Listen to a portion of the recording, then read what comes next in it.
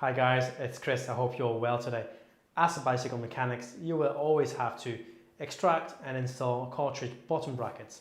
So let's take a look at Unior's cartridge bottom bracket tool. Unior's cartridge bottom bracket tool is made from hardened and tempered special tool steel for years of use. For further durability, this tool has been blackened.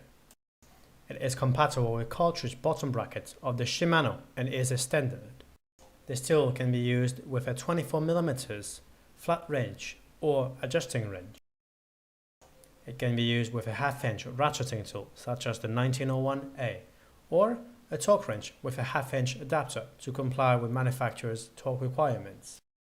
To prevent damage to the tool or the cartridge, you should always make sure the tool is completely pressed into the cartridge ridges before unlocking or tightening the cartridge.